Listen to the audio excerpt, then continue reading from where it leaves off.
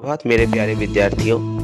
तो आज हम अध्याय 17 अभिकारी शब्द से क्रिया विशेषण शुरू करने जा रहे हैं। जिन शब्दों में लिंग, वचन तथा काल के कारण किसी भी प्रकार का परिवर्तन नहीं आता है उन्हें अभिकारी शब्द कहते हैं। इसके 4 भेद होते हैं: क्रिया विशेषण, संबंध बोधक, समुच्चय बोधक और विस्मयादि बोधक। तो इसमें हम पहले क्रिया विशेषण पढ़ेंगे। क्रिया जोग विशेषण मतलब क्रिया की विशेषता बताने वाले शब्द को ही क्रिया विशेषण कहते हैं। जैसे उदाहरण के रूप में गरिमा तेज दौड़ रही है, रेणुका भीतर आ जाओ, मैं कल मसूरी जाऊंगा, कन्नू धीरे बोलती है। तो ऊपर दिए गए जो चारों वाक्य हैं उनमें तेज, बाहर, कल और धीरे शब्दों से क्रिया की विशेषता प्रकट हो रही है। यही क्रिया विशेषण कहलाते हैं। तो इसकी परिभाषा क्या होगी कि क्रिया की विशेषता बताने वाले शब्द को ही क्रिया विशेषण कहते हैं। क्रिया विशेषण के 4 भेद बताए गए हैं। पहला है कालवाचक, फिर है स्थानवाचक, परिमाणवाचक और रीतिवाचक। कालवाचक क्रिया विशेषण उदाहरण देख लेते हैं। हम कल पिकनिक जाएंगे, चिंटू दिन भर खेलता है।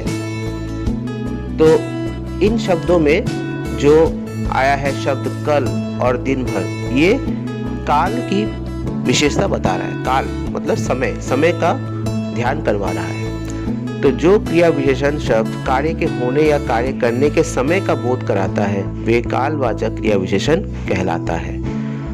इसमें और भी कुछ शब्द आ सकते हैं जैसे अब, जब, कब, कभी, तभी, कई बार, घड़ी घड़ी, तुरंत, तत्काल, पहले, पीछे, पूर्व, पश्चात, लगातार, शीघ्र, कल, फिर कभी आदि शब्द कालवाचक क्रिया विशेषण हैं। और यहाँ पर दिया गया है कि कालवाचक क्रिया विशेषण जो शब्द है वो क्रिया की विशेषता बता रहा है। ठीक है, क्रिया की विशेषता बताने वाले शब्द को ही क्रिया विशेषण कहा जाता है। अगला है स्थानवाचक क्रिया विशेषण। जो क्रिया विशेषण शब्द कार्य के होने या करने के स्थान का बोध कराते हैं वे स्थानवाचक क्रिया विशेषण कहलाते हैं। जैसे चलो नीचे जाकर सो जाते हैं, महिमा उधर बैठी है।